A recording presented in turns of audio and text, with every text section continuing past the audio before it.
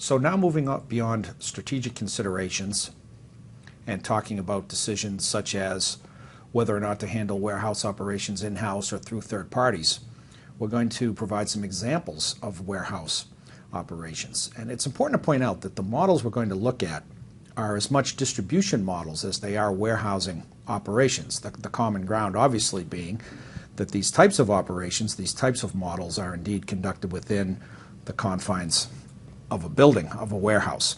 So let's have a quick look and see what it is we're talking about. Bring some real-life examples to our conversation. So this combination of distribution models and warehouse operations, we're going to start off with a model that's known as FMCG, fast-moving consumer goods. Anything you can find in a supermarket, a Walmart, a Target store, detergents and things that move quickly. Food products as well move quickly and must be replenished quickly in a distribution environment. So some characteristics of fast-moving consumer goods. Typically used for high volume, steady demand, retail-oriented products. Diapers, detergent we had mentioned, other products, cleaning products and such, paper towels, etc. This is a pull model based on sales activities. So companies that sell these products aren't necessarily building to stock. They're really operating off of actual demand, hence the name of pull model, where the actual demand, the sales figures for a product are pulling additional replenishment product through the supply chain. Now, a big link within this model is found in our third hash mark, where the replenishment is based on point of sale information. That means that when we go to a store, and let's continue with diapers as an example, we go to a retail store and buy diapers and we scan the product. That's for sales purposes. We want to pay for that product. But what it's also doing is sending an electronic signal all the way back up the supply chain to the manufacturer of that particular brand of diapers that they have to replenish the box of diapers that just got bought by me. So this whole link between point of sale technology, scanning cashier technology is really quite important. So that there's really this whole idea of sales consuming the forecast. Next to last hash mark here is really a very good example of how that works. So perhaps a company like a Procter & Gamble or a Kimberly-Clark that manufactures diapers could certainly be working off of a forecast with its larger customers like Albertsons or Walmart or Target stores. But more importantly, actual sales are going to consume that forecast. So they know exactly when a sale takes place, when a corresponding replenishment item has to be put into the supply chain. So that's, again, a good example of this idea of consuming the forecast. And needless to say, this type of model, you really require a well-developed warehousing and distribution network, not unlike what you see in our pictures here, with some good open space, easy access, unitized product in the form of pallets, as you can see, things that can be accessed pretty quickly, even high up in a racking system, and that is unitized for bulk shipments, trailer loads of palletized diapers or detergents, as we had mentioned earlier.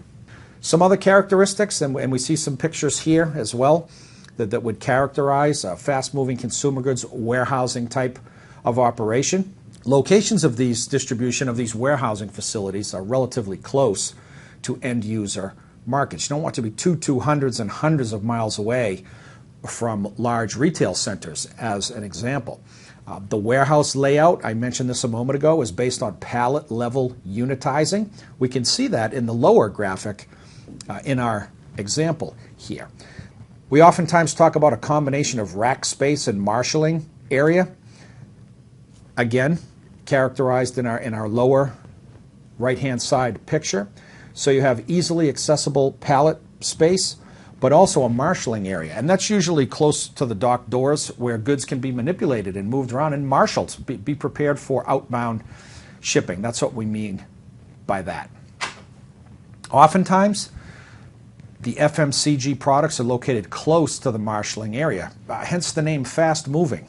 Really makes no sense to locate pallets of fast moving goods towards the back of a warehouse, you want to be in close proximity to the marshaling areas and to multiple dock doors.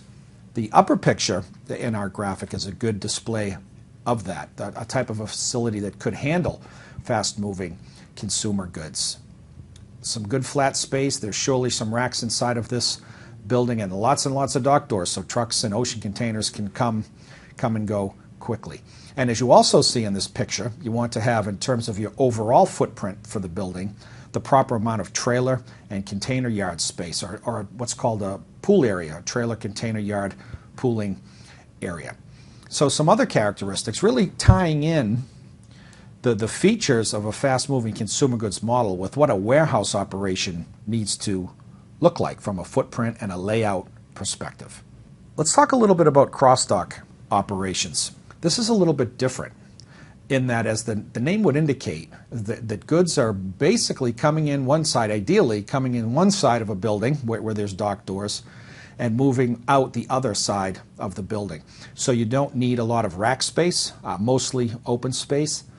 Don't need high ceilings because there aren't a lot of storage requirements from a pallet rack perspective. No long-term storage and little, if any, rack space. So ocean containers of wearing apparel, for example, coming out of Asia that are clearing customs through Long Beach will move to a cross-dock operation in close proximity to the port, Wilmington, Carson area, maximum 10 or 15 or so miles off the port.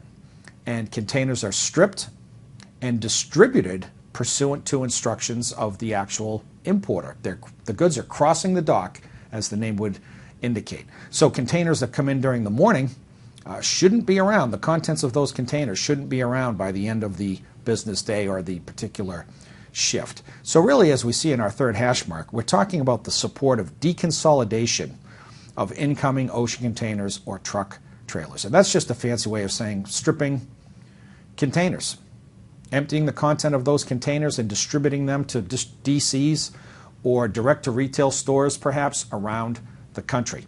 And oftentimes, which was illustrated in our example, these cross-dock operations are located in close proximity to ocean port operations. So high-moving, high-volume, typically at a pallet or a carton level, and goods moving quickly through the ocean ports, through the customs clearance process, out to a cross-dock operation. Containers are stripped, and off they go.